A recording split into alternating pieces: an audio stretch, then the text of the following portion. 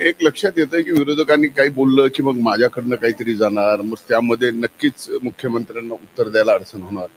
त्यामुळं एकदा काय दूध का दूध पाणी का पाणी कळावं आणि ते माननीय मुख्यमंत्र्यांच्या उत्तरातून कळालेलं आहे. या प्रकरणात तुमची काय भूमिका आहे तुम्ही महाराष्ट्राला सांगा.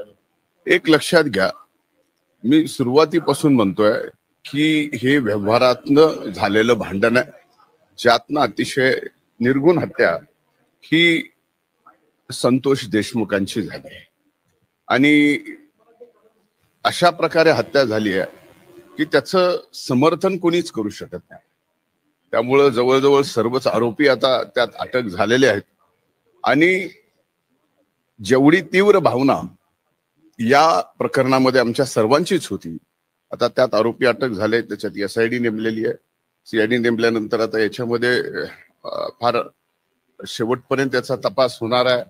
कोण होतं, काय होतं, आदल्या दिवशी जो गुन्हेगार आहे तो आणि त्याचा भाऊ आणि एक पोलीस ऑफिसर हॉटेलमध्ये चहा पित असतानाचा एक व्हिडिओ समोर आलेला आहे आणि तो व्हिडिओ सगळ्या चॅनलवर बघितलेला आहे की ह्या सगळ्या गोष्टीचा तपास आता या तपास यंत्रणेनं काढणं गरजेचं आहे. मकोका लावण्यात आलेला आहे आणि गुंडगिरी कुठेतरी संपवायचे असे नाही. यामध्ये मकोका लावण्याच्या बाबतीमध्ये माननीय मुख्यमंत्र्यांनी जे काही बोलले, या प्रकरणातच मकोका लावायचा आहे का आणखीन असे प्रकरण बीड जिल्ह्यामध्ये आहेत ज्या खऱ्या लोकांना मकोका त्याही ठिकाणी लागला पाहिजे, या भूमिकेचा मी आहे. पण आता जे काय माननीय मुख्यमंत्र्यांनी या ठिकाणी निवेदन या गोष्टीवरती केलेलं आहे, त्यामुळे स्वाभाविकच सर्वांचं समाधानी यात झालेलं आहे. विरोधक कुठेतरी आरोप करत आहे, आपलं नाव त्याशी जोडत आहे.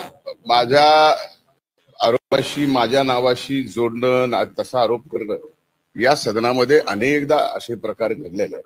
त्यामुळे शेवटी तपासणारच आहे, पोलीस यंत्रणेमध्ये आहे. आता त्यांनी ही केस पण CID कडे दिलेली आहे. या सर्व गोष्टी म्हणलं ना मी आपल्याला की दूध का दूध पाणी का पाणी निघणार आहे.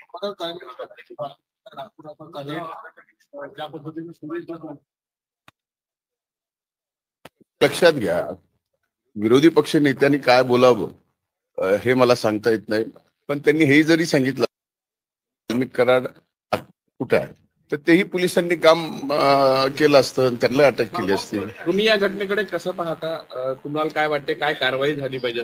हे बघा, या घटनेमध्ये ज्यांनी कुणी या आरोपींनी जशा पद्धतीने संतोष देशमुखांची हत्या केलेली आहे